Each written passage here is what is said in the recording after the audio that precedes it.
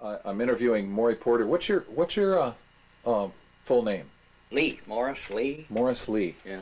And Everybody calls me Maury, but right, yeah, that's all I've ever known you by. Um, and did when did you come to Alaska?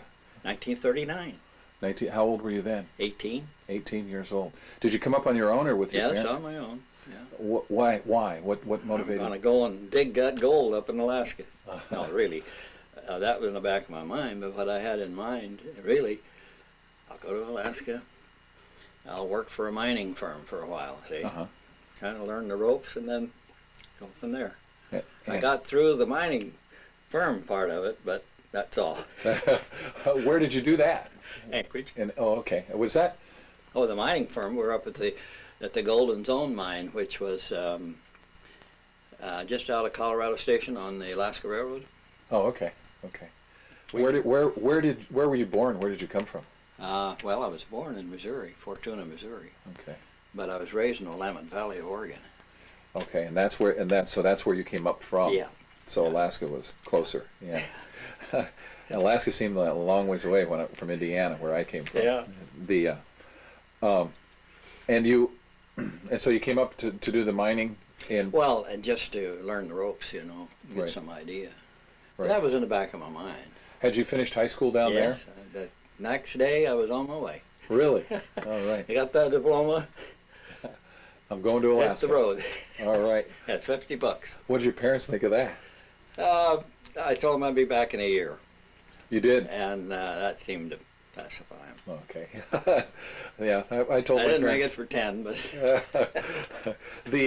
Now you weren't married then. no. Okay. No. How long before you got down to Kenai into this area? Okay, I went up to the Golden Zone mine, worked there that season, and then moved back to Anchorage. I married Bertha Van Zanten, local girl there, Uh-huh. and I was working then for a grocery store in Anchorage. Okay.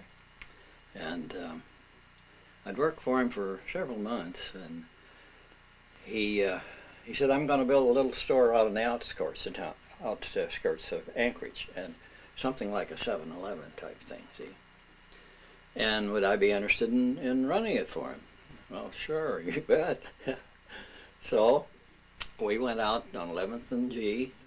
It's Gamble now. Uh-huh. It was East G then. 11th Oh, and okay. East G.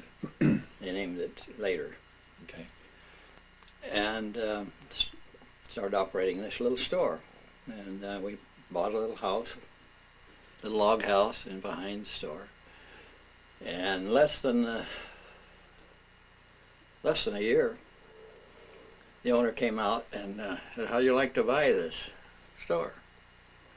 Well, I said, "Eddie, I'd like to have it, but I really don't have any cash, Well, he said, "Well, we'll fix that."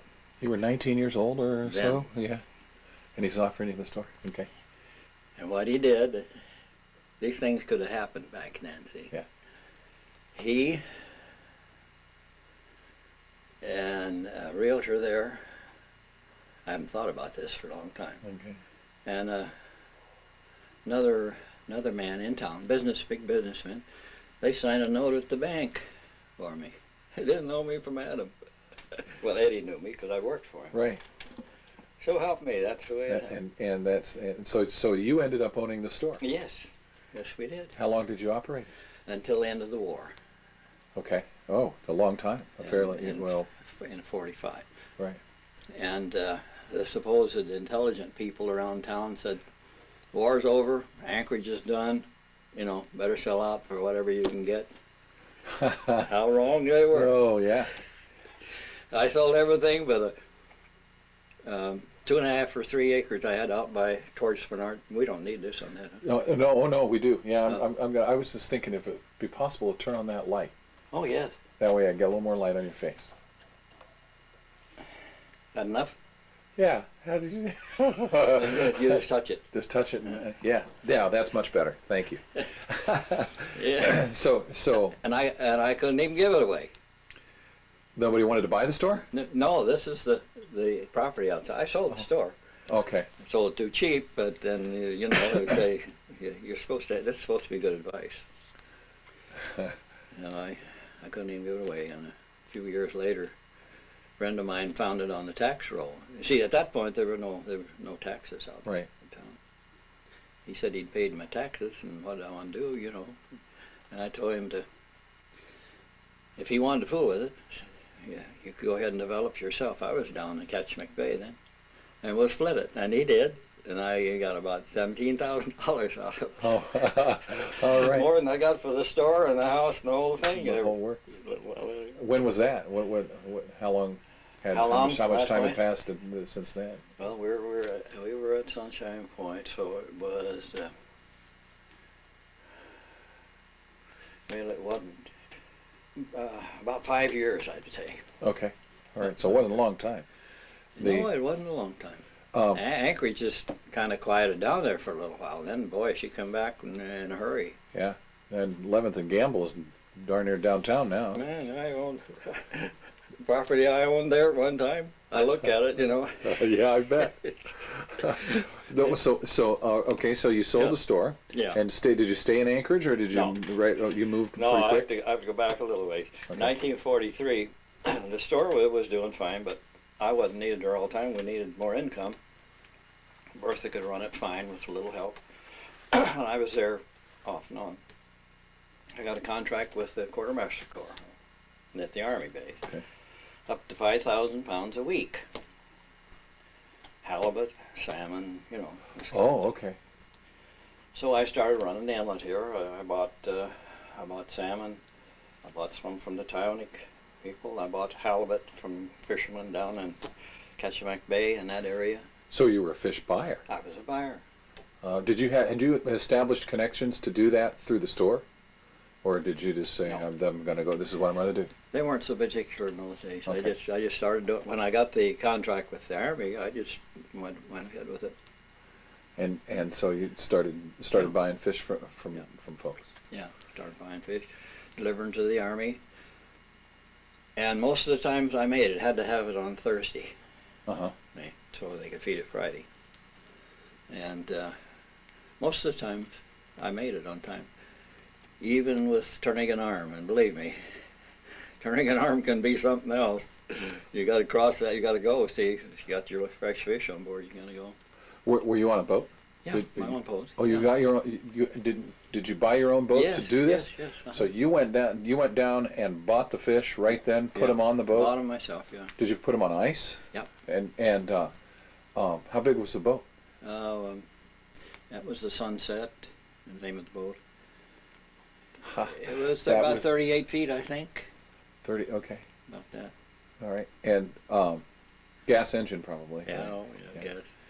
Okay. I don't like gas, but So you would go down, get a load, and then bring it back up here Yeah. on Thursday, and Yeah. with the tides and. Yeah. Oh my. and I got to know the. I think he was a major, the head of the Quartermaster Corps, Mm-hmm. and we got kind of be friends, you know. Well, I had to go to him and get my check, you know. Right. And the check had to go through, 1, 2, 3, 4, 5 people. Right. The reason I brought up this major, he was getting married, and Uh-huh. at that time of the war, liquor was very hard to get, amongst some other things. But the government's handling of things works beautifully for the small areas. So Anchorage was limited to a certain amount. And down in Homer, they got more than they could possibly sell in Homer and then these little places. So anyway, he asked me if I knew where he could get some for his wedding party. And I said, sure. What do you want?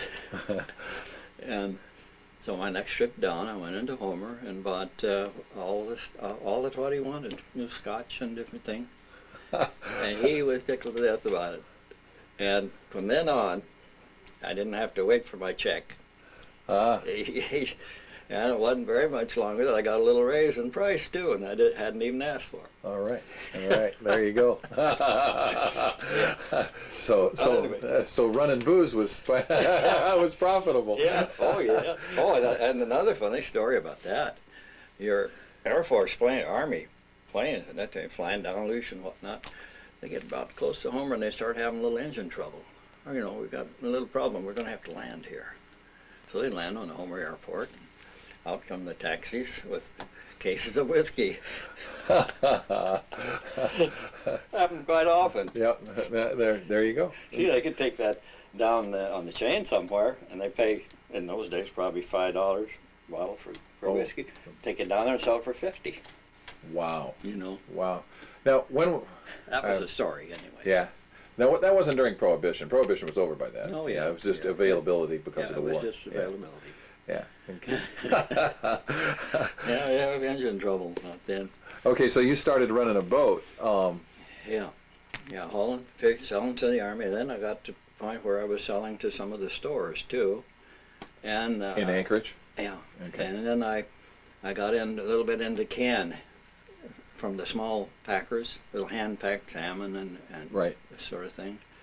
And I was building quite a good trade there around Anchorage.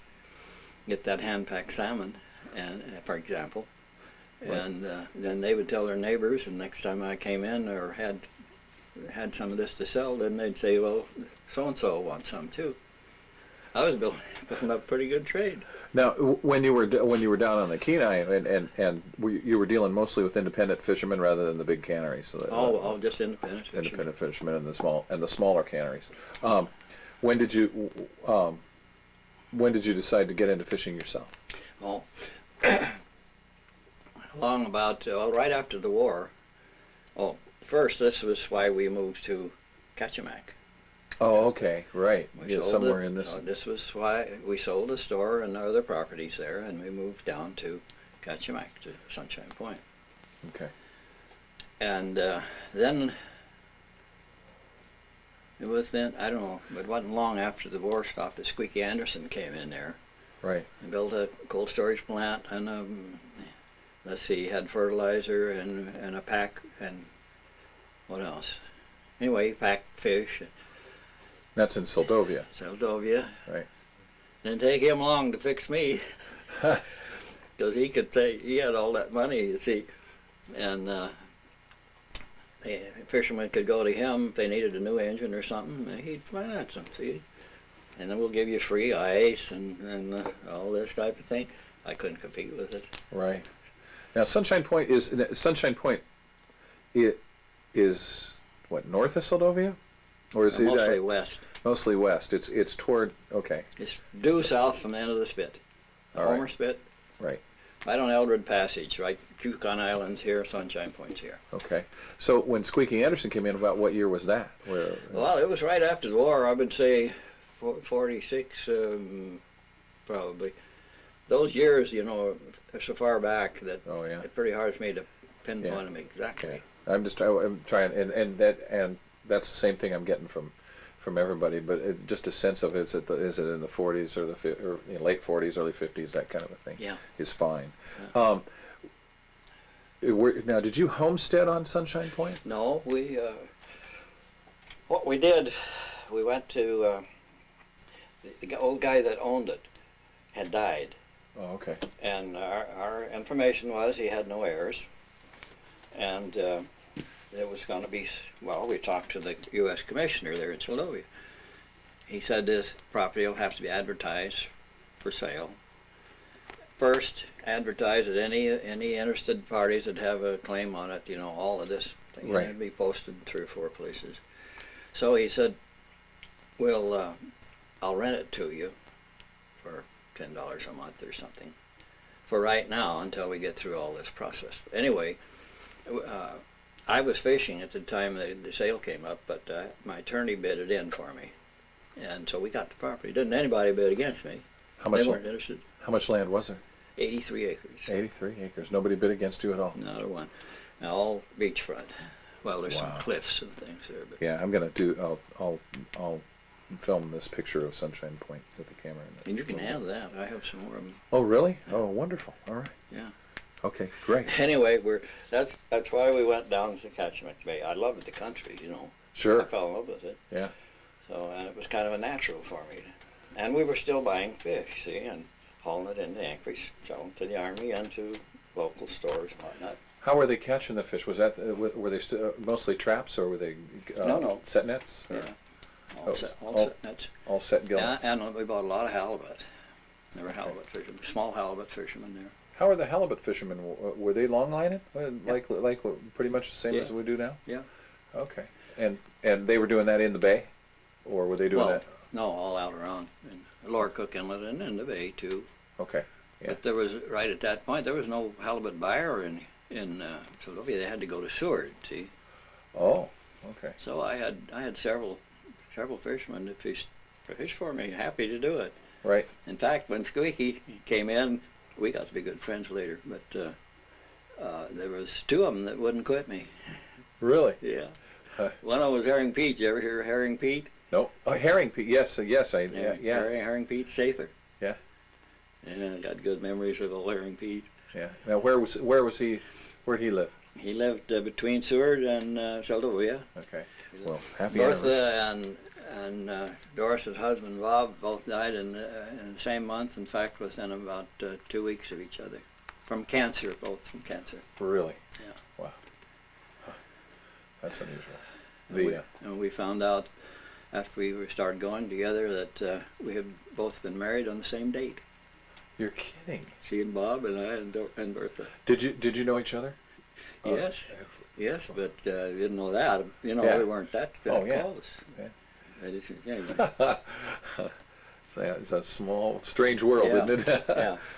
Well, we're in Okay. Seldovia, aren't we? Let's see. Yeah, you moved down to Seldovia. Squeaky Anderson's opened up his cannery and started taking people away. Well, he was a doer, you know. He Right. got things done, and I had a lot of talks with. Oh, Squeaky. Herring Pete. Have you got any good stories about Herring Pete? Yeah, I do. I have a dandy. Okay. He told me this himself. Okay.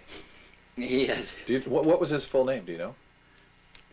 the last name was Sather, Sather, Sather, but I don't know anymore. The Pete. The Sathers Pete still there's still some Sathers around. Yeah. I may have taught one of would have been maybe his grandson or something. It wouldn't be his son because when he married, so I was told. When he married a woman that had already had children, Oh, okay. and So it would. I don't think he had any children. Okay. All right. Well, anyway, go ahead. Yeah. He came into Seldovia with a load of halibut. Now, Pete would never take anybody with him because then they'd know where he caught all his fish. Anyway, he had a load of fish and he sold it to Squeaky, and that was after I was out of it. Got him $5,000. And he was going to go uptown and party a little bit, and he didn't want to take all that money up there, so he said, well, where'll I put it? So he put it in the stove. And you guessed it. He came back drunk, he said himself. It was a little cold, so he started a fire and burned it up. That's what he told me. Oh, jeez. Yeah. That's a good story. Yeah. Okay. So we're in the late 40s. You're in Seldovia. Yeah. Was there a cabin or anything on the property you got? Yeah, Yeah. there was a log house that was a little fixin'. We lived in it for a while. Was there a dock, or did you just anchor up and take a No, we were skiff back and protected forth? there.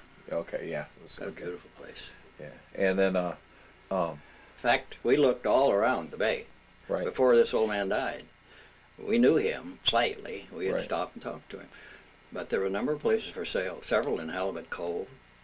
And Hesketh Island was for sale, Right. about $10 an acre. Wow. Bertha didn't like being on an island, Uh-huh.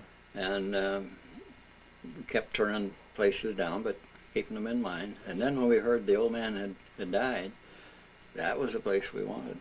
We knew it right then. Great place. Yeah. So So as you're as you lost your fishermen and the ability to sell fish into Anchorage, is that when you decided to try and catch fish yourself? yeah, Okay. thought I'd try it. And did you set net at all? Did you ever? Yes, when in 1945 I lost the boat, the Sunset, that I was hauling fish with, Oh, you did. over the other side of Calgon Island. How did that happen? we were going into Snug Harbor. I had a rendezvous with halibut fishermen in right in front of Snug Harbor there. Uh-huh. And we were a little short of time, had to make some time. We were going a little too fast. Now, the boat would only do 8 or 9 knots wide open, but Yeah. too fast for the weather. My dad was at the wheel, and right on that Harriet Point rip, it runs through there. Yes. Yep, I know that. I know Went that. up over one and came down on a log on the other side, and poked a hole in it. And she went down. In little time, I knew I looked real quick, of course, to see what the damage was, but it had an inner skin in it. Uh-huh. And if it hadn't had that, you could have found the leak.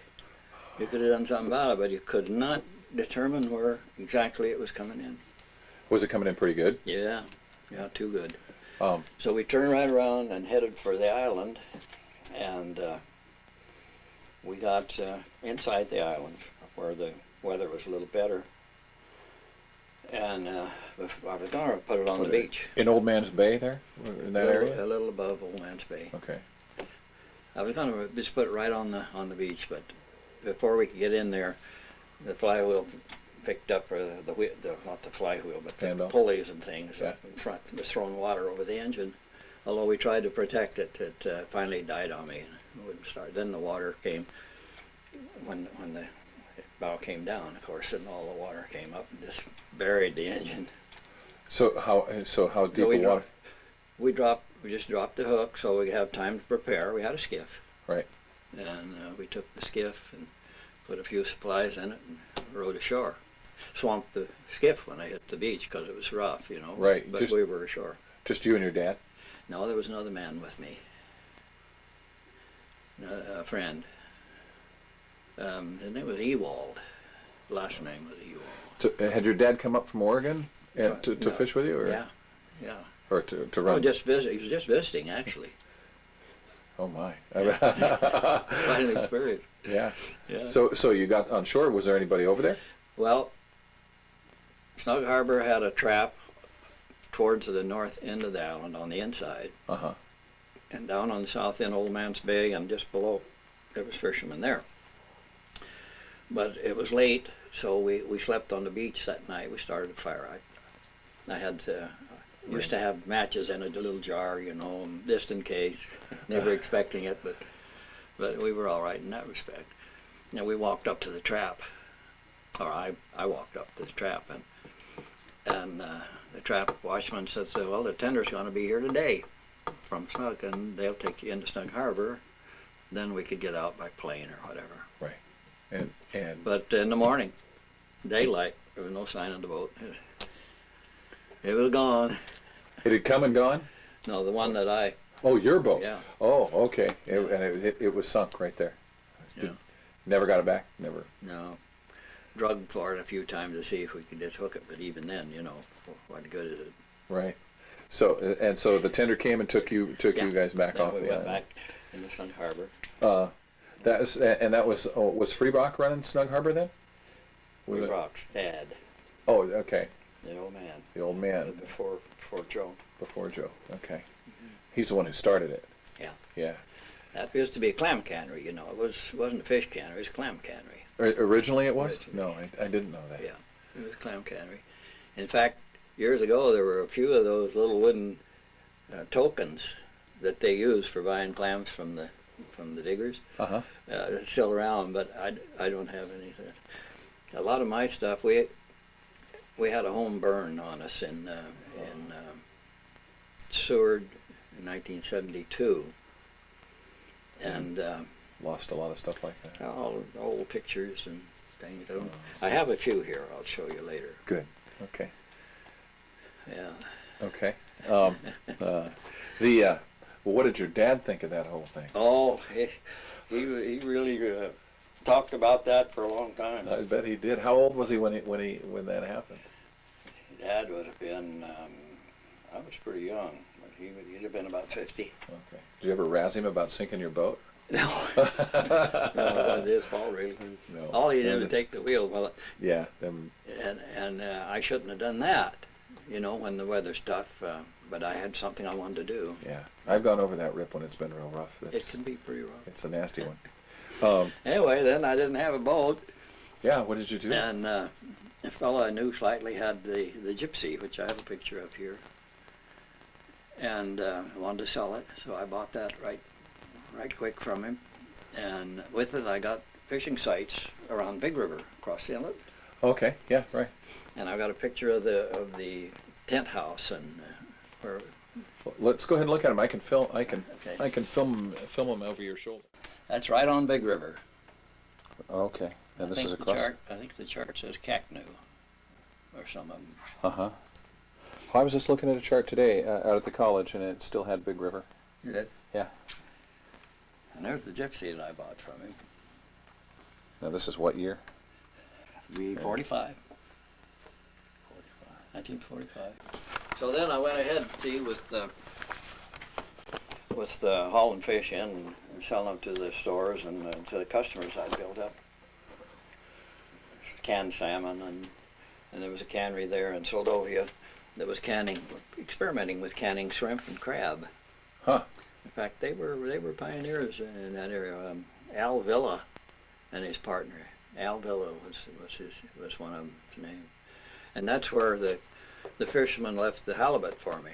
You see, I had that as a spot. When they came in, I didn't have to be there. They could deliver the halibut, and they'd keep it till I got there. All right. And then would you just leave them a check, kind of a thing, or did you have to go sell it before you did that, or? No, I got the money from the bank. Oh, did you pay them cash? Yeah. Oh, I okay. paid everybody cash. I bet they were happy about that. Yeah. Well, I don't know. Things were simpler at the banks in those days. Mm-hmm. A whole lot than they are now. Oh, yeah. I don't know. But anyway, and then in 1947, I was going to Seward for some bait for some of my fishermen. I couldn't get anything out of Soldovia. And on the way down, we were just past Gore Point and going towards the Pie Islands.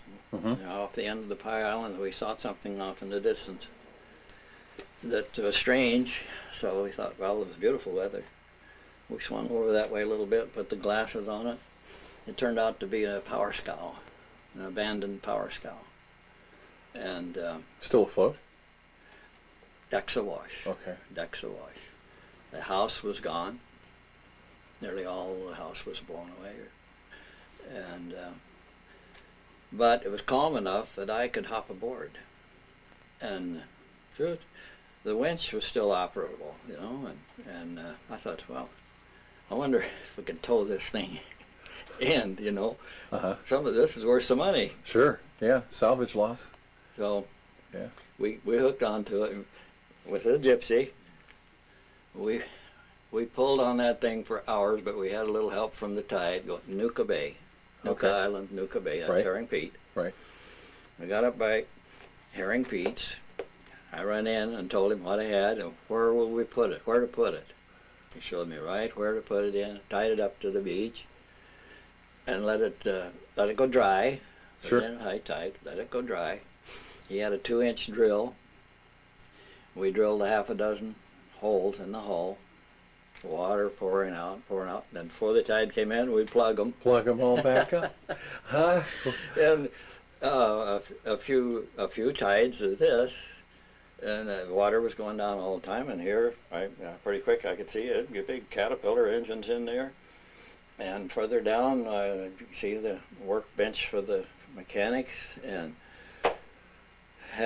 we were How long was it? one of those big ones like the Chiswick Island. Okay, so 60, 70 feet? Oh, more than that. More than that. Yeah, I don't know what the Chiswick is. Is it 80? 85. Holy cow. Yeah. And so you just slowly dried her out and Yeah, and then plugged it. See, it was plugged. And here's all this stuff in there, you know, refrigeration equipment and all kinds of things. And we found some shaving kits from the crew. They left it in a hurry. yeah, it sounds like it. Did you ever find out the story Yeah, behind we it? did. Okay. I did. We had to go on into Seward. Mm-hmm. So we left it tied up there, and I went into Seward, and I just happened to run into Judge Diamond, and I had been on some of his juries, so he recognized me. And I said, Judge, what do I do? I've got this power scow. What do I do next? He says, nothing to it. He said, just hire an attorney, have them sue the Army for salvage, so it won't cost you but maybe a couple $100. And he said, you'll get it, which I did, Right. and I got it. And it was an army. It was an army. Army boat. You Army knew power that. scow. Okay. What was the name of it? I don't recall the name. It had a number. Oh, I okay. don't recall any name. Anyway, go ahead. But yeah. the props on it still had black paint on them. The size, you know, the props were brand new. Oh wow. Anyway, then I had this big old scow there. Now what do? See, this little boat isn't enough to pull it, so I went into this Al Villa. He loaned me their tender. He said, take our tender. We went down, and with it empty, it towed real good. We made 6-7 knots right along towing that big old no. scow after we got it moving. So did you tow it back to Homer? Or Put it in was Soldovia. Yeah. Right. Ah. And I tied it up to a dock there, and the jail was right next to it until we kind of, you know, figured things out. And then a little storm came in. It wasn't bad, but the chief of police says, you got to move that scow. It's just about to take our jail out, you know, that big old scow banging. So I had a friend who lived up the slough there named Crawford. So I took it up there, tied it up to the dock. Then I sold one of the engines and the shaft and prop, all that, to a fellow that had a store there named Orrin Diamond. I sold one to Squeaky Anderson, and he put that in his boat. At that time it was the Cuya Queen, and he changed the name of it later, but it ran that boat for years. Huh. And then I sold the hull to a man, his name was Bob Kester, I believe. Kester or Kestner. Made a floating cannery out of it. The hull's perfect, you understand. It's a perfect hull. Right. Just beautiful. Well, what happened? How did it come to be abandoned? The Army didn't say why. It just said that it had been abandoned and sunk. So they send the Navy or somebody out to sink it. And it had been sunk. Well, it didn't sink. And they weren't happy about that. Somebody could have run into that, you know. Oh yeah. Ship out there. And, Yeah. And had a bad Especially accident. in a rough sea, you might not have seen it. And, Yeah. Huh. Anyway, and that thing had been see, this was 47, and it was abandoned in 43. 4 years. 4 years. Yeah. Wow. 4 years that thing had floated, and it was abandoned off Attu. I was just going to ask that. Yeah. That's what. So the it Army came told all the me. way from Attu. Sure did. How many miles is that? Do you have any idea? Well, I think the most mysterious thing, 1,500, I think. But 15. why would it come this way when the average current runs the other way? Yeah. That's absolutely, yeah. Huh. However, there it was. There was And, a gift from the sea to you. I did pretty well on that. Yeah. Yeah. Yeah. Yeah, that was interesting. Huh. Old And by then you had the Gypsy. Yeah. Was that the boat you replaced? What was it? What was the first boat's name? The Sunset. The Sunset. Yeah. Was that the boat that you replaced the Sunset with? Yeah. Mm-hmm. That's right. Okay, let me look at it. I'll just take that and hold it right up to the camera. Gypsy. The- I don't have a really good picture. this know. is the Gypsy? That's the Gypsy. Okay. It's in yeah. Polly Creek. There. Now we're digging clams. See, Okay. Oh yeah, look at them in the background. we're digging clams for Squeaky Anderson again.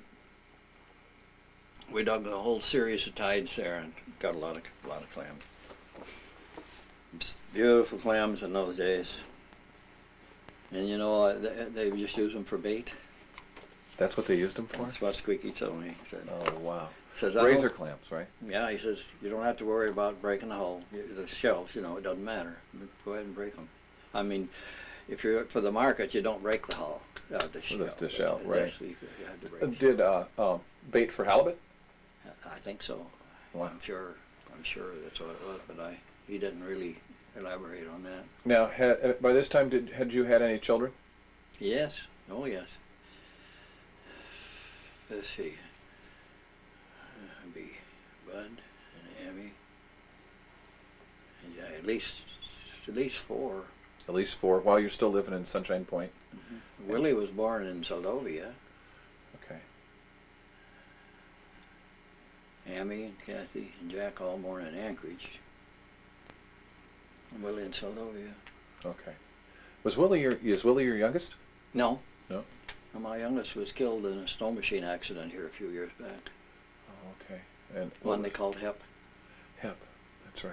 That's right. Yeah. I remember that. And were you the whole family? Would you had them all involved, and as they got older, they were all involved in Oh, yeah. doing what? Yeah. Okay. That Yeah. seems to be something I'm hearing in a lot of the stories, is that the families were fishing, Yeah. or Oh, were absolutely. involved. Yeah. Even my daughters at various times, I'd use the kids, the oldest son, and then right on down, pretty soon I got the grandkids. Same thing there. That's Run right. a lot of the grandkids through the. Yeah. It's what you get when you have a big family. Yeah. Okay, so when did you start? When did you start gill netting? I had some guys do some fishing on those sites across the. Across I the didn't inlet? fish the beach myself. Right. I had guys fish, and they'd fish king salmon and whatnot. And again, I take them when I go into Anchorage, you see. So Okay. that was part of. But I got a lot of king out of Townick area too. Oh, okay. Yeah. But you were still buying them and running them Yeah. up to Anchorage. You weren't actually fishing the sites. Not that time. No. And what made you? When did you get the idea to? Squeaky Anderson, as far as I'm concerned, now Robinson, he seemed to think it was that it started earlier, but as I remember, it was about 49. Certainly not any earlier than 48. That he came in with the idea of drifting on the inlet here, Uh-huh. and so I and Billy Peterkin tried some drifting here, just to see what it was all about. We didn't have a reel or anything yet. So you just take a. We took a gill net and set it. We fished out along this, about 3 or 4 miles out. We tried it here. We didn't know anything about where to fish or anything about it. See, so we didn't do very well and weren't too enthused about it really. But Mhm. then Squeaky's shop would help you with building the reel. They use the rear end out of an automobile, and they'd have to weld one of the gears or something in that, and then this drove the reel, see? Right. And then we set it up. I set it up so it could run off a jack shaft and V-belts. Uh-huh. So that was my first reel. Explain what a jack shaft is to me. I'm not Just sure. an access shaft runs from the main engine back to where you want to drive something. Oh, okay. Called a jack shaft. Jack shaft. All right. And there's a pulley back there. You have to have bearings along it. All that. Right. Yeah. and so you set that up on. Was it Yeah, on on the Gypsy. the Gypsy? Okay. Yeah. And Good boat. we're using the net. Was the net as long as it is as it No, was today? that first time we just had. I don't remember exactly. We probably had only 50 fathom or so we were testing with. Right. Just to see. But then when we built the reel, and got that all set up, we had 200 fathom in those days. Oh, We okay. fished 200 fathom. Had on your trips to and from Anchorage, had you seen fish out in the middle jumping like we, I mean, were you aware that was? I knew there was fish because, like I say, we had seen them. But I remember the most I ever saw out there. I ran right into one of those big schools off of just this side of Anchor Point, a little ways, about 3 or 4 miles out. Uh-huh. We ran through fish there for quite a while, and I thought, hey, boy, this looks pretty good. And nobody's fishing them. There was some dories out there. Oh, there were. Yeah, there was Okay. 2 or 3 dories from the beach that had gone out. It might not have been 4 miles off. I couldn't tell you that. But I did, yes, I saw fish. And in the when you first started, were you using like linen nets and Yep. wood corks? Yep. An exposed lead line, right? So, yeah. Yeah. So would you haul before you had the reel? You hauled those first few times. Did you haul them by hand? Well, that first year when we were testing, yeah, Mhm. I hauled by hand. But then after we got the reel, we did similar to what we do now, Right. except that we didn't have the safety paddle, Yeah. Right. and I paid for that. Oh, really? And this would be 48. For the tape, explain what you mean by a safety pedal. Okay. It's a pedal that operates your reel, Mm-hmm. and if you take your foot off the pedal, the reel stops. That's the key. Mm-hmm. I went down to Cordova to fish that early season down there. See, you can fish that one and get back here in time for this one. Okay. Yeah. And so I did. Went down, and one morning, my deckhand didn't show up. He got drunk, didn't show up. Time was getting away, and I needed to fish, so I went out alone. Mm-hmm. I've always been very careful about that. And I'd made a set or two, and I was just getting ready to pick up a set. And I was back on the back deck, and I remember this. I picked up something here, reached over and set it behind the reel. Dropped it behind the reel. And my slicker jacket. And the was reel's open. turning at this The point, reel's right? turning, because you put it in gear, and it was in until you took it out. See. Mm-hmm. And the bite of that line caught the tail of that coat. First thing I knew, that I went over backwards. It took me backwards each time, see, because I was Each the way I time. was standing, see. Yeah. Each time I'd slap me on the deck. Oh man. And I was. Did you get? Did it come across? Did Yep. the lines come? Oh. Yeah. And I always had a knife right here. You think I could reach that? It had me bound where I couldn't reach it. But what saved my life was the V-belts. The V-belts. When I had that Too much. instant when I could put some strain against it, wasn't very much, I'd give it everything I had, and they'd start to slip over. Yeah. Right. Over, and then hold it, and then until it would slip, and then just let them burn, you know? Yeah. You held it till they burnt. Yeah. Till they burnt completely out, Well, enough Enough that you could- so it didn't drive the reel anymore. and you could back it off. Then did you work your way back, or how did you get out from I under? couldn't tell you exactly how I got out of those lines. I would know I was black and blue for a long time. I bet. Oh. But man. I worked my way out of them eventually, out of the lines, and yeah. I bet that was the end of that fish day. I'll tell you, I went ahead and picked up the gear. Yeah. Oh But- man. And then it was pretty close to the end of the season, and I took the boat back to Seldovia by myself. I left the guy and left him down there. Oh, your deckhand that Yeah. didn't show. Yeah, I Yeah. would too. I was pretty upset with him, I'll tell you. Yeah. I came close to losing my life there. That's a close call. Did what was I going to ask? In those days, were you're fishing the 24-hour periods at times, sometimes, and Yeah. what other in the late 40s? What other regulations did they have? You weren't fishing Monday, Friday? No, we had at least 5 days. I think even 6. Even Day 6? and night. Yeah. How did you find out what the period? Did Fishing Game ever close you down, or Not back so, then. So no. basically, it was just set. This is when you started, and this is when you ended. We didn't fish Sundays, and a little later maybe they cut us back to 5 days. Right. Days and nights. We even had, at one time, we had little lights that went on the end of our gear, so we could fish at night and tell where the end of your gear is. Mm-hmm. And when we didn't go down to Cordova, we'd go over on the west side and fish kings. Okay. Did you do that in a skiff? No. Did that on the big boat? Yeah. And We had a lot of fishermen fish kings over there. From Harriet Point to West Foreland was the main fishery. right. Got a lot of kings. Yeah. I remember when I first started, early in the season, Spike Hoyt would go into. I think he went into Chinetna and fished for reds out of a skiff. Could be. Right. Yeah. Yeah. And always came the first couple periods. He'd always do real well. I used to fish Chinetna Bay late for the silvers the winter after the season. Right. And when I was living down there, and later too, we'd go into Chinetna Bay and fish for silver. Right. Take one shackle a year off. It was 50 fathom, but it didn't matter then. Right, because they're right on the beach. and make set nets out of them. Yeah.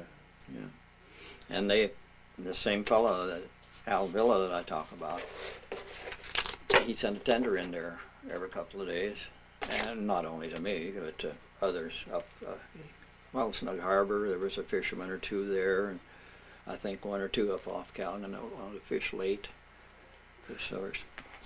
So that basically you phased out of delivering fish to the folks in Anchorage and the Army base. Yeah.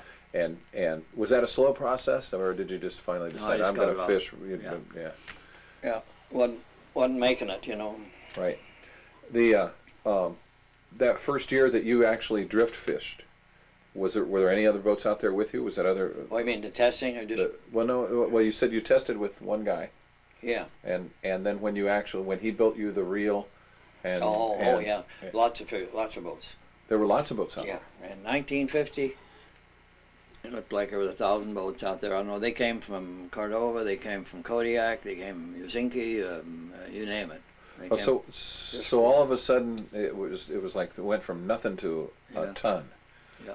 Huh. That's lots interesting. of boats. What do you have any idea why that happened? Like, was it just word of mouth that there's good fishing out in the middle of Cook Inlet? I'm sure it was word of mouth. In my own mind, it was. Yeah. Yeah. Huh. What were you getting paid in those days? Not much, but it if you made $4,000 or $5,000, it wasn't a bad season then. Yeah. You buy you can take 40,000 now. Right. To buy, yeah. Whatever. Yeah. Yeah. That's it. So it was worth your while to do it. Then what? And how long did you stay at Sunrise Point? Sunshine Point. Sunshine Point. I'm sorry. We were there until the Gypsy burned, and it was after fishing season. We were getting ready to go to Anchorage with it. My wife's parents lived in Anchorage, and so then we didn't have a boat, so we moved to Anchorage. We moved on into Anchorage at that point for the winter. How did the Gypsy burn? Don't know exactly. We were cleaning it up after fishing. I had a stove going and water on the stove, heating. My son hollered from the beach that somebody wanted to talk to me on the radio. I had radios back then, and almost no one else had them on their boats. I bought old Army radios, two-way radios. Anyway, I took the skiff, ran ashore, and was talking to Adam Lipke or somebody, and after a while, not paying any attention, and one of the kids came running in and said that a lot of smoke coming out of the Gypsy, and it was a gas boat. The tank was clear full of gas, so it didn't blow, see? Right. It was just a blowtorch. You could hear it, it ruptured the tank, and then it just like a blowtorch. Oh. And about that time, Red Calhoun, a friend from Celadovia, had a little steel Power Scout, little landing craft. He came up and he was going to try to get in there with using this door up against, but decided it wasn't worth the chance. It was burning too hot. Yeah. Oh. Too dangerous. And so did it burn and sink right there, or did? Yeah. Right there. And so you didn't have a boat again. So then you moved to Anchorage. Anchorage for the winter, and then we came to Kenai. Then you came to Kenai. Why'd you come to Kenai? I came here with a partner, and it was taxi cabs. Okay. Somebody, Jim Evenson told me you had the first taxi cab company here. Yeah. And how did that happen? Well, you mean how did we happen to come here? Well, yeah. I knew that when you came into the river here, you're fishing out here, and you came into the river, you had to walk to town. So we got to talking about this, and he was in the cab business in Anchorage. I was driving for him for that winter. Okay. So we decided, we came down with 3 cabs, 3 brand new Buicks, and then the next thing, we got the cabs, but there's no telephones. Right. And you also had the first phone company, right? Yeah. Well, I had to. And what we did then, you see, we bought some of the old Army surplus field phones. And Okay. we set them around at the key points, and it was working out pretty good, you know. Long and a short, and 2 longs and 3 shorts, all that kind of thing. Yeah. And after a year or so, I really didn't care for the cab business. And I talked to my partner, Chuck Brady, Kitty Brady. Hmm. And we decided that we'd split. He'd take the cab business, I'd take the phones. That easy. I took 1 car, he took 2, and that's how I got into the telephone business. Now, were you fishing in those days? Oh, They were- yes, you, absolutely. So you still had your summers to fish, but in the wintertime, The this is first what, year I fished a big dory because I'd lost my boat. See? right? That was when I bought this one. Eh, From Ted Mining. Okay. Did you know Ted Mining here? Ted, no, I don't think I He's an did. old timer, but he's gone now. What's the name of this boat? It was Billy Joe when I bought it, and we changed it to Amy Joe. My oldest daughter's name is Amy. We changed to Amy Joe through the Coast Guard. We did it right. Yeah. Right. And but the first year you fished a dory, where'd you get the dory? I had that from down there Oh, okay. and from across the inlet. I had 2 or 3 dories. Did you go out in the? Were you fishing? You went out in the inlet in the dory? Yeah. With an outboard? Yep. Okay. Yeah, two old 9.9 Johnson, How big was the dory? 22 or 24 foot, but a big dory. Yeah, that's what it A is. little canvas over the front, you know, so we had shelter in there. And we didn't go across the inlet, we just fished the big rips out. We got out 5-6 miles with it. Right. And caught some fish too.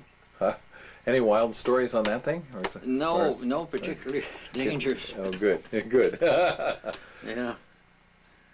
Now this, you see this, the stern of this vessel has a Mhm. turntable Oh. for Yeah. seining. Yeah. Right. So what I did, I put a reel, There. I mounted a reel on that turntable, Mm-hmm. because you can turn your turntable so that you're pulling directly off the wind all the time. The boat may be here, but your turntable can be here. Oh. And I solved in fact, I think the equipment is on there. It's already on there now. It's about an 8-horse little gas engine. Uh-huh. I drove it with that. Worked great. I used the car's transmission to get the different speeds. Right. And yeah, take a look there along the reel. I'll get a glass magnifier. I Okay. hadn't noticed that yet. I can get in pretty. Well, I think I can get pretty close. I don't know how far close this will focus. Should be a little Briggs & Stratton engine there. I'm gonna have to take a leak. Okay. You want a piece of cake and a cup of coffee? Oh, that sounds wonderful. We happen to have it.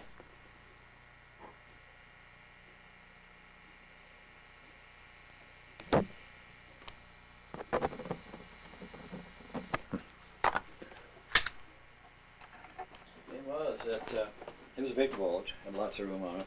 Yeah. This is the galley down here, Uh-huh. and then the pilot house was up a couple of steps, Right. and they had 2 bunks in the pilot house too. Oh, it did. And then the folk down the forecastle, there was bunks down there. What kind of power did it have? This No. one had a Jimmy Oh, okay. diesel. What year was this now? That would have been about 53, and don't hold me to the exact date, but Right. it's right about there. Pretty much uptown and for 53. All right. We were fishing Chinnetna Bay Lake one year. Uh-huh. Burton Carver, did you know him? Yeah. He used to have the buses here. Yeah. He had a dory he wanted to fish, so I towed it over there for him, and we kind of worked together, and we lived on the boat. While we were there, oil company, Haven Stride Oil, out of San Francisco or somewhere, came in and we were doing some work on that oil well that's up from the hill there out of Chinnetna Bay. Right. And this one day it was storming and rainy, and we were going by, I don't know why, and a guy on the bank there waving. And we went in and see what he wanted. It was Haven Stride himself. they had an oil barge there for all their fuel, big barge, and it had broken loose. They tied it up on just with one end, you know. They're not used to our tides. So when it swung, of course, it had all that leverage and it popped loose. He wanted us to see if we could go get that. That's a big thing, you know. Right. So we said we'd try. And we managed to get a hold of it and hold it enough till the tide changed and we bring it back in. And he was real thankful about that, and he said he was going to pay us for it. Well, okay, fine, you know, but he didn't have a checkbook there. He didn't have a check there. Right. But he took my name and whatnot, and I didn't hear from him for a while, and then one day he called me. He said he had lost my name, and he was upset because he wanted to pay me, you know, for helping him. Huh. And he was a good guy. Yeah. And he gave me $300, which was pretty good back in those days. Yeah.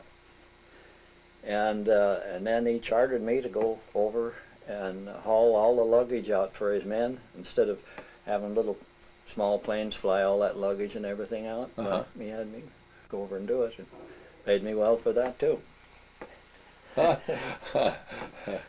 Yeah, great. Burton Carver was with me. When that happened. Yeah. The Let me get that coffee. oh, okay. When we first came to Kenai, we rented the old community upstairs, the old community hall. It's been gone for a long time, but originally it was the school here. Okay. Yeah, I know. I've seen pictures of it. Yeah, we rented the upper floors of that. And then the next spring or whatever, we operated the phones out of that at first. Oh, okay. And then I bought a house in town there from John Munfer. Okay. An old house. Well, here, I'll show you a picture of it. All right. Kenai Telephone Company. Kenai Telephone Company. Looky there. Here's an old log house. That's the Sunny Boy. Now that was a boat of yours, wasn't it? That's the one I brought up from Texas. Somehow I've heard about that boat. Somebody's told me a story recently about that. And either you rescued somebody or something. I don't know. I can't recall. I've been hearing a lot of stories. I'm glad I've got them on tape because Yeah. Oh, I understand. I wouldn't remember them. You don't use milk either? No, I'm fine. Thank you. Okay.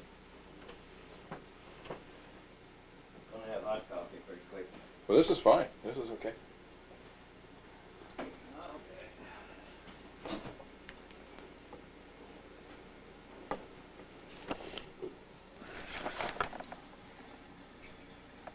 After I and Chuck made the deal on the telephone office, and then I built a little building out at the Y. Lutna. It was that was a Dolly Farnsworth's property out there. Okay. And I bought a lot from her right on the Y there, and put an automatic switchboard out there. And we had the switchboard manual one in that old house. Okay. And that was what? When was that? That would have been in the early '50s. Yeah. Okay.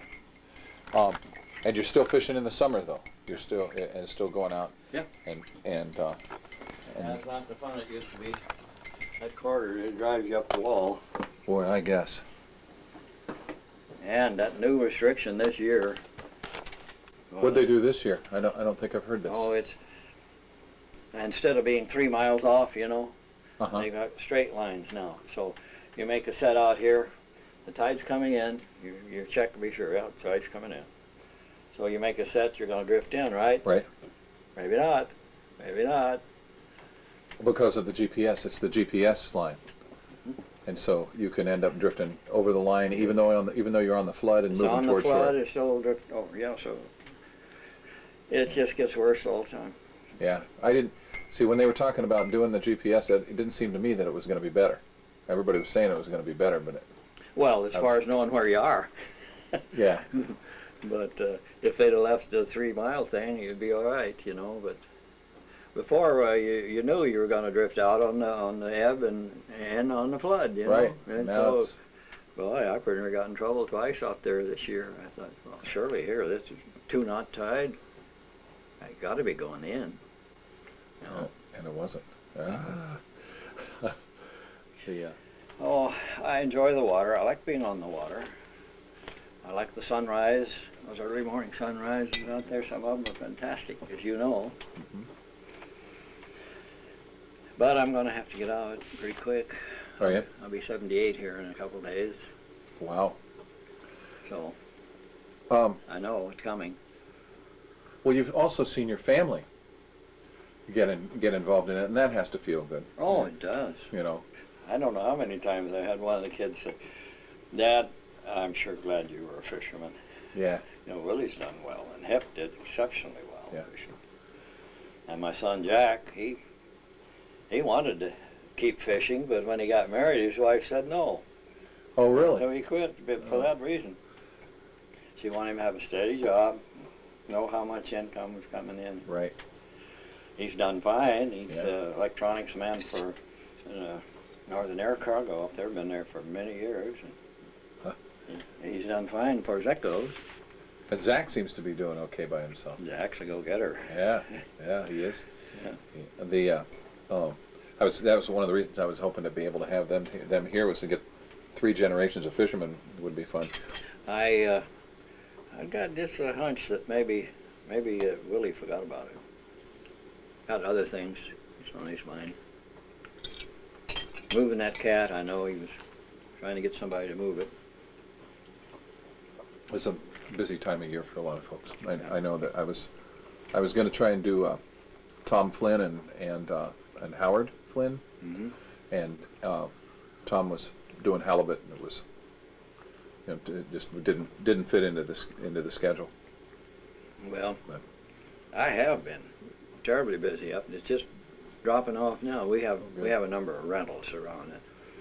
With rentals, you know, they can kind of keep you jumping. Yeah. Repairs and things. Let me ask you for just a couple of stories one of the things that I'm trying to collect is best day or worst day on the water during fishing, or related to fishing. The best day or a memorable day that. Okay. I think you might agree with this too. Right here. Uh-huh. The hold is full, and so is the reel. What year is this? I'll have to think about it for a minute. And here they're still fishing this gear here. This is a different, Oh, yeah. different set, I'm sure, but I had her plugged. Now is that the Snow Breeze? No, this was the Snug 12. The Snug 12. Okay. They were a good little boat. They were slow. Gee, they were a good boat to fish. So easy to fish. Yeah, good boat. Cosmo, Mercurio, I know him. fished. What was it? The Snug 25? Was it the 20? Snug. No, it was the Whispering of Waters, or It was Water Song now, Water Song. but it was an old snug boat, wasn't it? back for Yeah, he renamed it. a lot of people fished over the years, you know, those snug boats. Yeah. I don't know whether they like them as well as I did, but they're a good boat. Good little sea boat. Yeah. Yeah. Well, Wood snug boat, see. wood boat. That's the difference. There's something. Isn't there something about a wood boat? Oh, absolutely. Because I had the Skookum too and it was a beater. I mean, it was when the cannery sold me that boat. That boat shouldn't have been on the water. Most of them probably shouldn't. But 8 years, and I have more of a soft spot in my heart for that boat. And I fished 8 years on the Veronica K. But Oh. and the Veronica K was a good boat. I mean, it did well by me. But I remember them both. when I heard the Skookum had been sunk, I was sad. Yeah. You know, there's personality they have or something. Well, and way they ride in a sea, in a heavy sea. Mm-hmm. See, fiberglass is cranky. Mm-hmm. That's the best term I can think of for it. They're cranky, too quick and cranky. And nothing like a wooden boat, as far as I'm concerned. Which one was your favorite boat of all the boats you've had?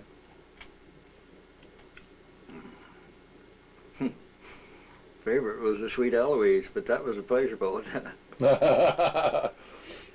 Had twin 330 horse Chryslers in it, Oh my! and it would fly.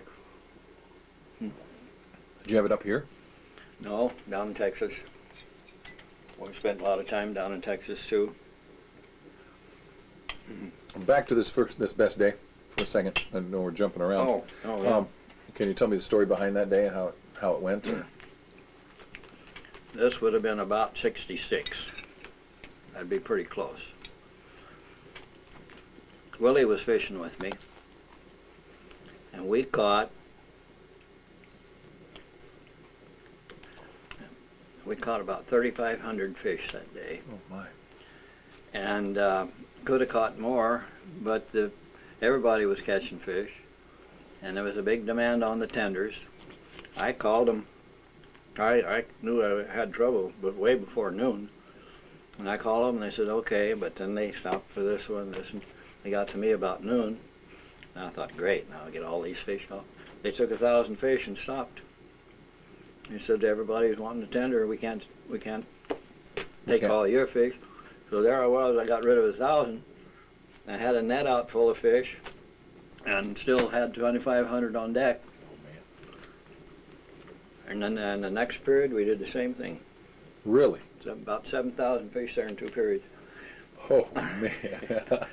Well, the canneries in here put their fishermen on limits. On limits, I heard about that. Yeah, Joe didn't. Joe never did. You were delivering to Joe Freebrock Joe then? Freebrock. When I took the Snook 12, it was Joe's boat. I bought it later, but it was his boat. But he kept buying our fish, and he did right at the last of that little few days that were so good. He wanted to cut us back some, and what we would do, anybody that didn't have that quota, we just give them to them. Right. Or everybody come out. But that was some kind of fishing. Yeah. How many boats were fishing for Joe then? Well, all the snug fleet, and How big was the snug fleet at around 20 boats. okay. Yeah, good 20 because they up to a snug 25, and then a few private boats like 1, 2, 3. Oh, it might have been 10 or more private boats too. In fact, I bought one of them later. Took it down to, a bunch of us went down to Yakutat and drifted. This one drifted for silvers after fishing season. Mm-hmm. Tor Homebow and I and I remember Tor. Yeah. Great Oh guy. yeah, he was a great guy. I still have gear Tor hung for me, humpy gear. Mm-hmm. When we thought we were going to fish the mouth of the casino. I think the world of Tor. He's a wonderful man. What's the name of this boat? Well, at that time it was It says there. I can't Willie read it. Willebeck. Oh, that's the I- Willebeck. I sold it to Willie. I fished Right. it one year and he wanted it, so I sold it to him. All right. Same Okay. thing happened with Hep. I bought the little boat down in Bellingham, brought it up here, fished it one year, and Hep won. So I sold Sold it to him. It was a Willebeck for a while, and then wasn't it the JJ? Didn't they change the name to the JJ after Willie sold it? Yeah, that's when my daughter and her Yeah. husband bought it. Yeah. Oh, okay. Jimmy Spurgeon. Oh, okay. All right. Yeah. Yeah. So you fished for Squeaky first, and then did you switch to Joe? Mhm. And then when did you come to? Did you go to Libby's, or when it was Libby's, or did it Columbia Ward? No, I didn't leave Joe until he died and they sold out to Columbia Wharves, and we all moved. Most of the fleet moved over here. Oh, okay. That's how we got those moorings. Okay. Private that's right. mooring, not Right. private. What Yeah. is it? Our moorings, you know. Yeah. Ray, I think it was Ray was in, or was it Harold? No, I think Harold was there in. Harold Brundle. Yeah. I liked Ray real well. He didn't have enough room on the floats, so he said, "Would any of you fellows go out on moorings? If you will, you know, we'll give you moorings." And that's how we got them. I think the moorings. In fact, my last year I was on a mooring, Yeah. and I liked it a lot better than being on the yeah. dock. Yeah, we liked the mooring idea, especially after they started that skiff service. Yes, you bet. So, how many years did you fish for Joe? Would that have been? Well, I don't remember just when Joe died. Well, in 1971, I went to Texas and bought that Sonny Boy. Okay. Joe was still alive because I was going to tender for him. I mean, the boat would tender for him if he could use it. Willie and I and Hip went down Texas, and I bought this boat and brought it around through the canal up here in time for fishing season. Anchored it over there, but there wasn't enough fish that year where he could use it. Yeah. Huh. So I took it out back to the States, Seattle, and had that flying bridge built on it. See, those shrimpers don't have a bridge. That's right. None of them don't have a bridge. And they don't have a head in them either. You don't. No. No. They told me why. Why? And they don't use hydraulics. It's all chain and mechanical. How come they didn't have a head? Here's what he told me. I'm talking to the owner of one of the big outfits down there. Got lots of boats. He said, "You've got a more or less ignorant crew. They get out there and they've got all the gear down. The doors are up, both sides are down, and something happens. Something breaks to this hydraulic system. They wouldn't have the faintest idea what to do," he says. "If that chain breaks, they've got equipment, they can fix it.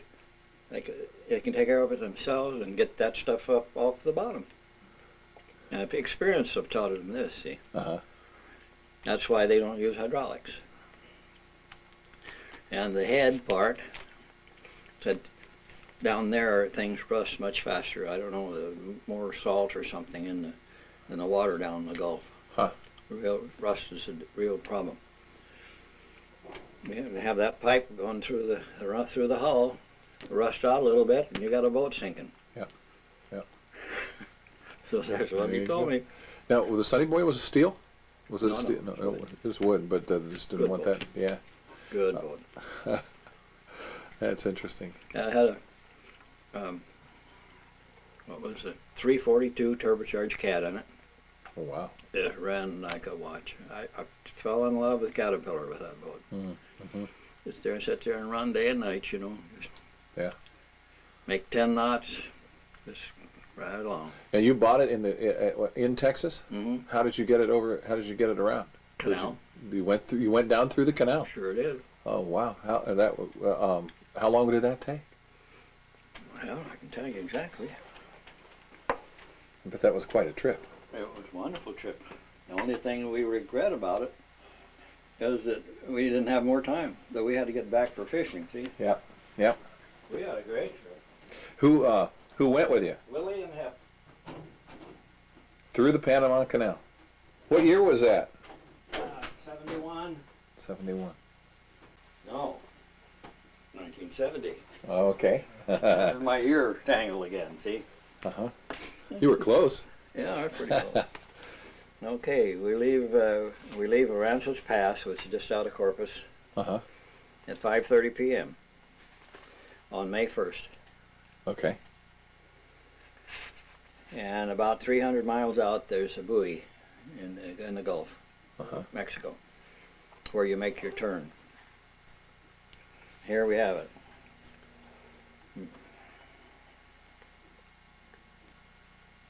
May 3rd, orange and white buoy at 12:05 p.m.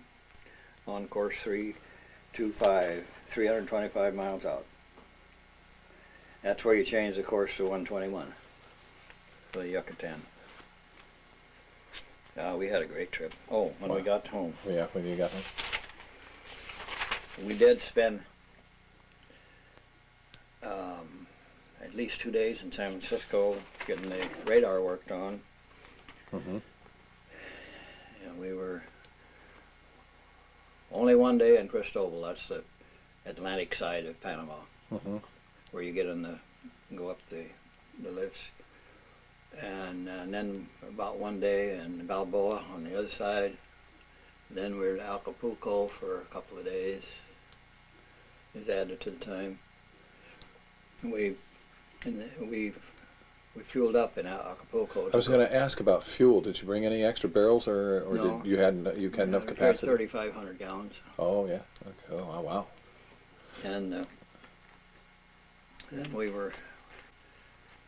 had to go through customs in San Diego. Go through customs. Oh, I don't know whether you want this on there or not. Oh sure.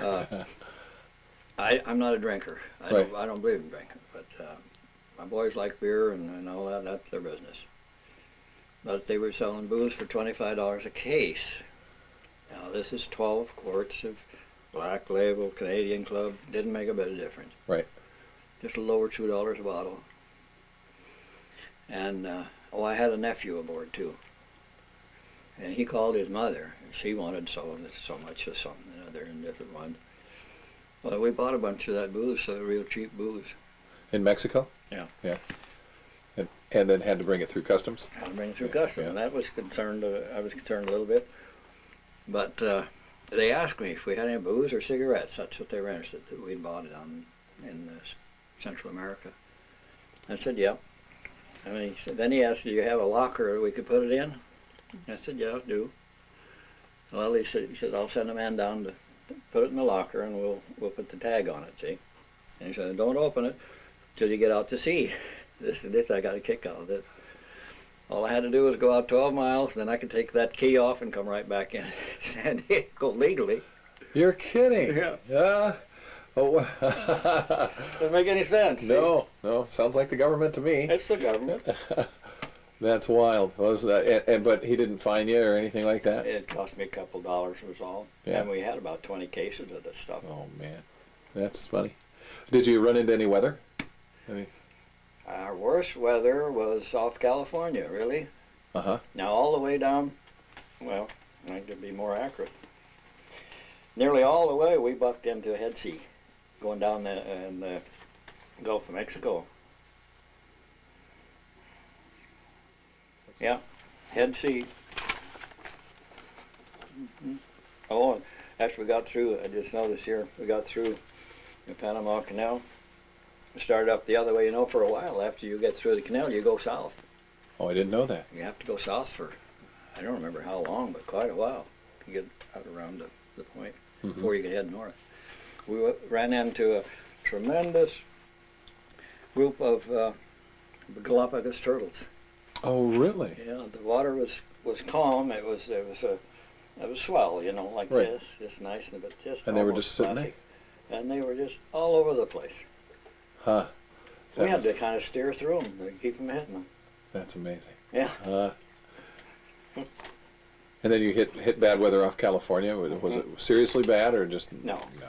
No, the boat was very able. Yeah. For one thing. How long was this Sunny Boy? 65. 65. 65 feet. Good boat in a following sea, the Uh-huh. way it's designed. Now this is when we were going back out here. We went out, took that thing out. Now we got some weather there, I'll tell you. Taking that back to Seattle in November, October, November. Did we ever get, and June, see. Seattle, here we're in Seattle on June 16th.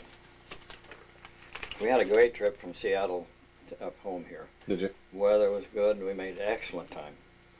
That's a pretty trip. I took that when I brought yeah. the Veronica K up. Yeah, Yeah. a nice trip. Okay, Seward at 11 a.m. on June 23rd. June 23rd. So from May 1st, did you say? Mhm. May 1st to June 23rd. That's And- pretty good. Several days in Seattle. We made 10 knots right along. Yeah. It had that slow speed engine in, you know, that old cat engine like Uh-huh. they have in their big bulldozers. Right. Yeah. Pretty sound. Yeah. Just chug right along. Yeah. Yeah. Yeah, Jim Evenson will be a good man for you too. Already got him? I think a lot of Oh. Jim. I really like Jim. Me too. Well, he was the first. Well, I fished with Thor in '77, and then Jim hired me in '78 and '79. That's how I even got in. I see. Was through those guys. And oh, yeah, and he gave a wonderful interview. It was, Yeah, he's a fine man. yes, he is. The and then I'm doing Jerry Thompson tomorrow and Jim Arness together. Do the two of them. Jim talking. goes way back too. Yeah. He was so- a power scow operator in the Army. He was Oh. skipper on a power scow. I didn't know that. All right. Yeah, Jim Arness is. I don't know him very well. I know of him more than I know him. He was about your height, Yeah. pretty close. So, and Jerry Thompson was my first landlord in Oh. Alaska. Yeah. I got a job teaching at the school district in '75 and called the school district and said, "How do I find a place to live up there?" And she said, "Well, look up in the Yellow Pages. Here's Kenai Realty," and that was Jerry. Oh. And at the time I was caretaking a farmhouse outside Louisville, Kentucky. I was teaching in Louisville. And he said, "Well, I got a cabin you can caretake." Oh man, it had no insulation. Oh boy. And an oil stove. Yeah. We got frozen out in November when it hit about 20 below. So, I've got a tapestry here that was given to us as a wedding present from Jerry's first wife. Donis. No, Jerry. Not, Sure. Not Stan. no, his brother, Jerry. Oh, okay. Dorothy? Was her name Dorothy? Well, his name is, What was her name? Jerry, I think. Jerry Thompson. Well, Jerry Thompson, yeah, it's Jerry, but his first wife's name. Doris, what was Jerry Thompson's his first wife's name? The one that gave us the tapestry.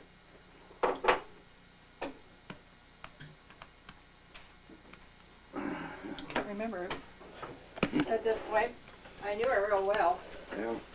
Well, that's it, yeah. She was a teacher. Now, Donis is Stan's wife. Donis is Stan's, is it Dorothy? Was it Dorothy? Yeah. Yep. Yeah, Dorothy. it was Dorothy.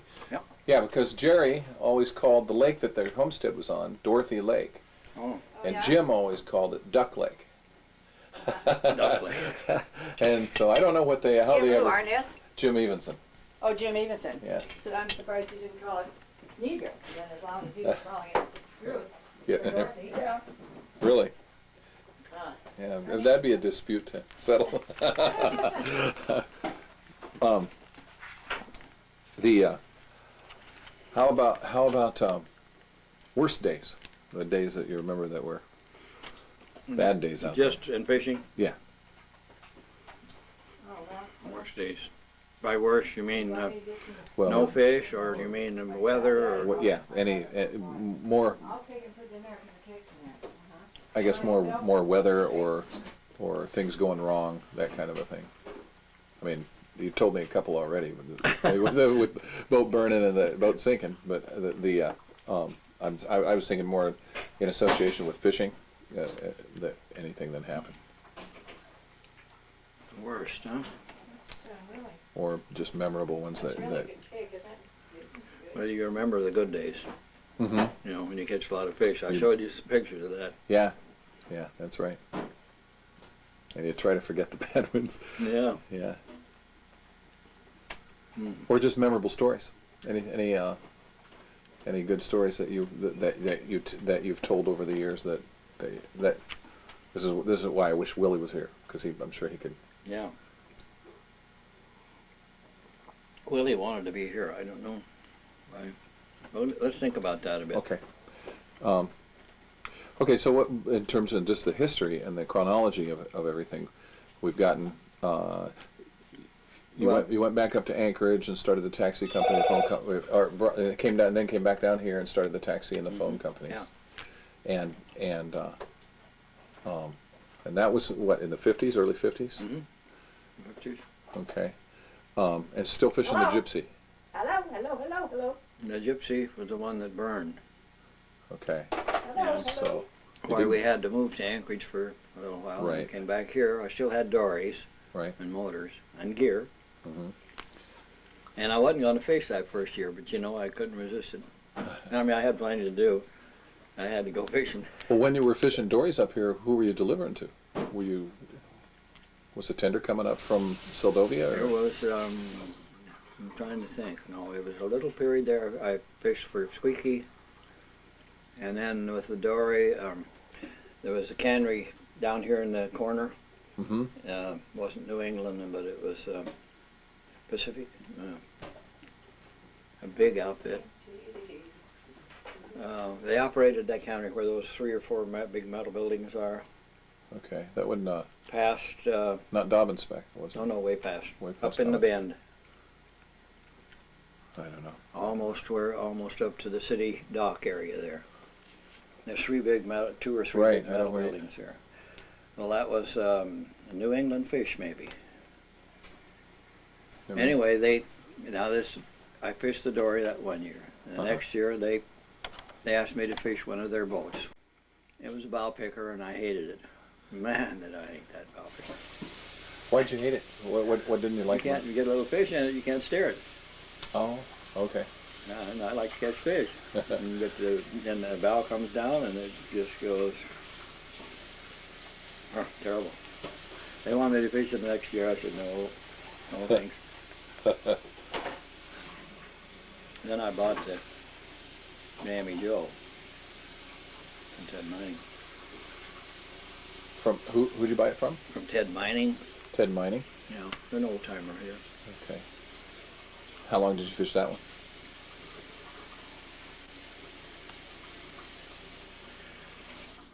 About to 1960 when Joe came up with the 10 new boats and offered me a boat. Okay, and those were snug boats. Yeah. Okay. And I sold the Miami Joe to a guy I think from Kodiak. Hmm. Seems like I think he was from Kodiak. I don't remember his name. And in those 10 years, in the 50s, you were living in you were living in Kenai, Mhm. and you said you were living at the center. It used to be the old school, And we bought this building. You took a picture of. We moved into that, right? and then we started a homestead out here. Here on the bluff here. No, on out. My homestead is out right on the 4 corners there, where Island Lake and Wick Road, and Okay. my homestead's there. All right. And the airport out here, Uh huh. I have alongside that too. Okay. The airport was built on my property. I mean, I sold it, but Right. How long ago did you move here? this is Doris's homestead house. Oh, She okay. and her husband homesteaded here in 1950, 51 or something like that. Okay. Bob built this log house, and it's still in good shape. It's in great shape. Yeah. Yeah. And so you after the two of you got together, and you just said which anniversary did you just have? Your 11th? 11. 11th. All right. We've been married 11 years. All right. We lived here for a while, and we Thank you very much. had a house up here in Turnagain in Tugak Estates. But the house was too big, and I missed the bluff. So Well, we rent that, and we moved in here. is he busy all right? Going fine. Going Oh, fine. good. Thank you. Thank you very much.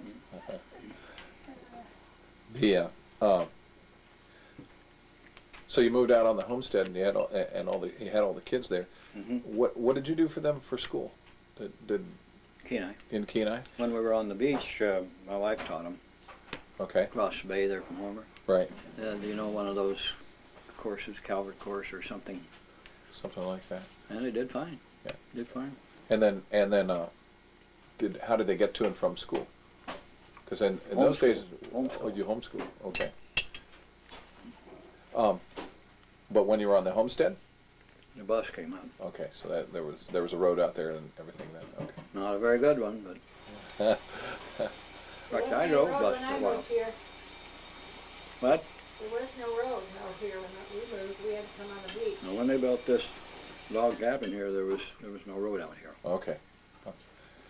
What did you do with the boats in the winter, in the winter time, in when you When in Seldovia, were?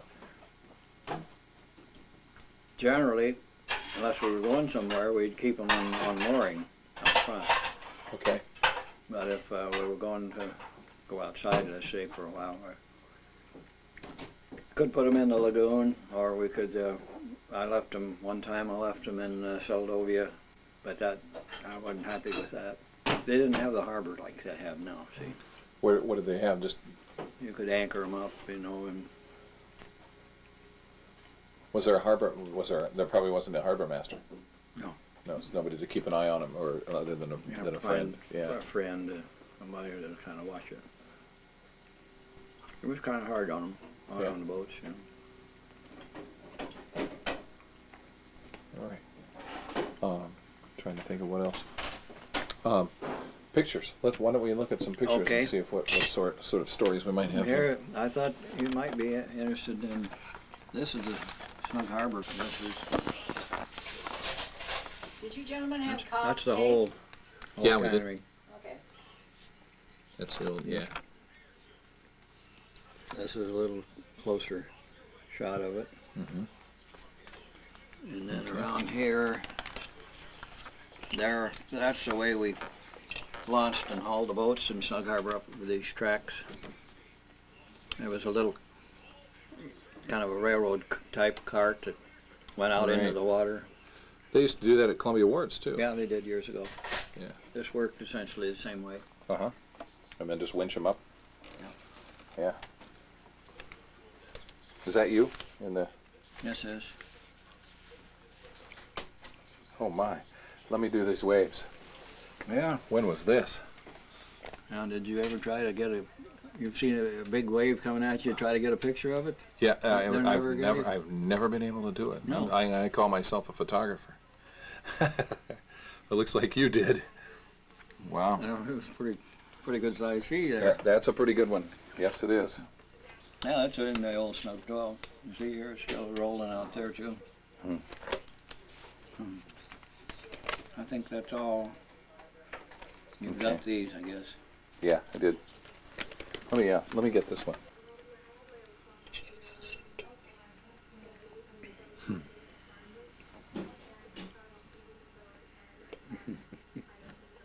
All right. Great. I do.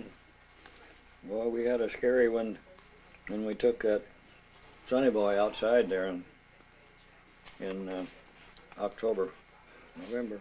It got hairy going south on the Oh, Gulf. Was it on the Had Gulf? Had the front end of that boat caved in the pilot house, under the windows. Oh, you're kidding. No, I'm not kidding. How did that? What just took a big wave? Yeah, coming out of Latuya Bay. Did it knock out your electronics? It knocked out the radar, but I think that was the only thing, and we had that repaired when we got to Petersburg. We put canvas across the front there. It didn't cave clear in, just Right, broke but- in. A lot of water came in. Were you steering the boat when it happened? Yeah. Did you see it coming? Yeah, and I was broadside. So I spun the wheel and gave it a shot to give me a little bit of an angle at it. Uh huh. And I got just enough that it probably saved us. But if it had got us broadsided, it'd probably turned us over, it'd put it on the beach or something. Oh. Wow. And so and then after it happened, did you have to stop or well, I don't suppose you could have stopped at that point. But before you what I guess what I'm asking is I'm trying. Did you start repairs right then? Did you have to? Was it bad enough Just that the you? canvas. Okay. We had canvas along, and we took canvas and just tacked it around that part and went on into Seattle with it. All the way to Seattle. Man. Well, yeah, but that woke everybody up. We weren't damaged in any other way. All the systems were working fine. Just How big were the seas, you figure? looked like a 3-story building coming at us. Yeah. Geez. I knew we were in trouble, I'll tell you. And I had a man that was just going on deck, and I stopped him. And he could tell by my voice, you know, that he better get in and quick. Or he was protected. It had taken him right overboard. Because it just cleaned us, boy.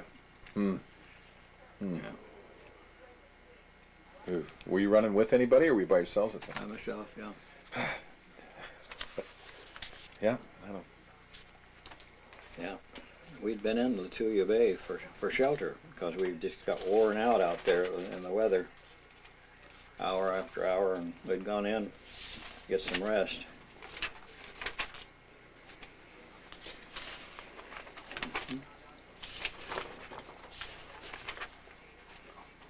One question I have: when it went back to when the very first time that you drift fished and you went out here and just tried it out.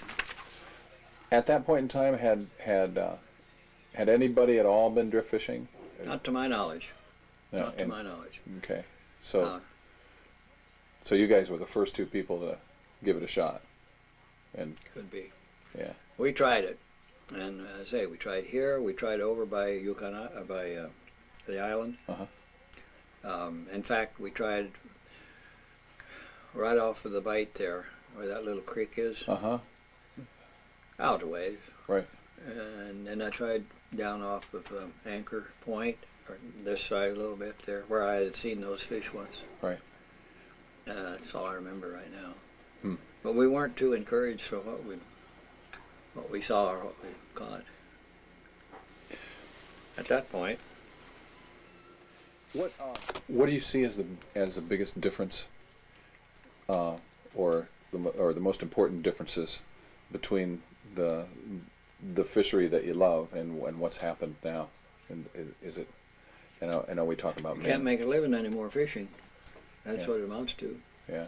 They've cut it down.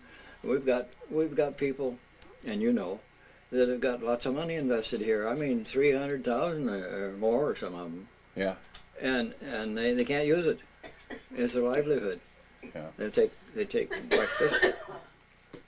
They're taking the fish from the commercial fisherman who lives here, makes his living, raises his family, and giving it to the sportsmen and The guides and the tourists. Yeah. Yeah. The doesn't yeah doesn't seem to make a lot of sense to me. How about the in terms of just the way the fishermen do their job? It makes a heel out of all of us because you have to set on the other guy. Yeah. And even your friends, you know. Of course, they realize that, but still, it's not a pleasant thing to do. Yeah. It's a combat fishing.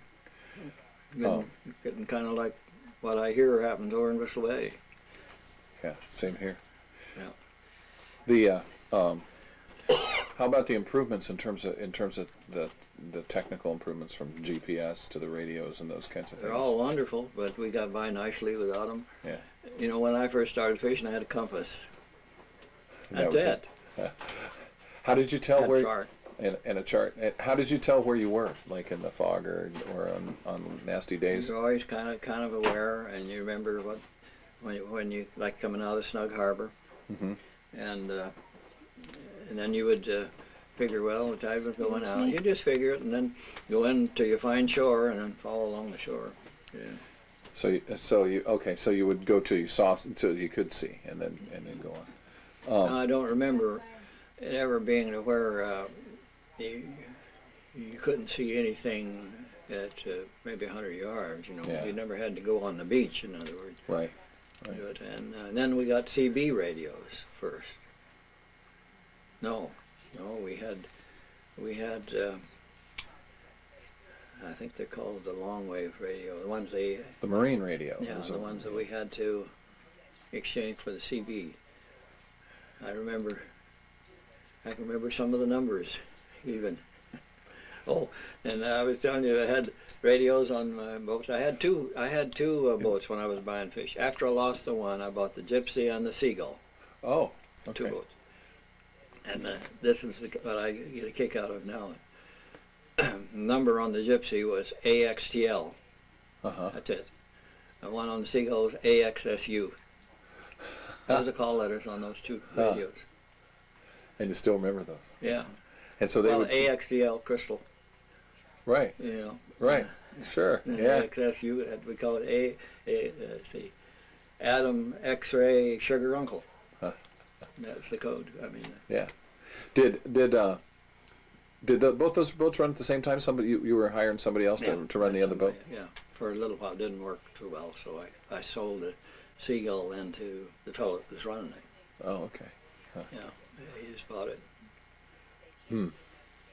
The and from what I can tell from what Jim's told me and a few other people is that in the 50s when they started, there weren't there may be one or two guys out there that you'd buddy up and fish with, and it wasn't, the radio groups didn't form until later. That's true. Yeah. It was always friend, you know. Right. Yeah. Yeah. No, that's very true. Yeah, I remember when I met Jim way back, you know, How did you guys meet? on the fishing grounds, somewhere in the fishery, those where I met him. Yeah. And later, of course, in school. Right. Yeah. He's a great man. Well, I'm calling this Running Against the Tide. Okay. And I've done plenty of that. kind of, and it's for me, it's a way of thinking of what's happening. The tide's going the other way. And that's going to be your whole, basically your whole story will be on your thesis. Will be running. Yeah. Good title. Good yeah. title. And so, and if it, hopefully, maybe it'll turn into a book. And if it does, then this kind of stuff will be, some of the history of it will be opening chapters into the sea stories later on. So go ahead. You were on the Snug 12. Yeah, we were going from Seldovia to Seward. 'Cause Right. I kept the boat in Seward, and we had some bad weather here in Coquenlador, and we went into Dogfish Bay for a little while. Then we went on around, but we got over towards just east of Ayalik Cape. It was beginning to get dark, and didn't have a radar or anything on it. Right. And it was blowing hard, so we pulled into Chat Cove, is the name of it. Finally found a shelf by 2 or 3 anchorings where we could hold.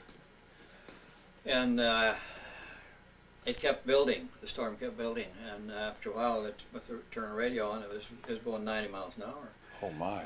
Southeast, it was the Coast Guard. Southeast was gusts. coming. Must have been coming right at you. Well, we were on the lee side.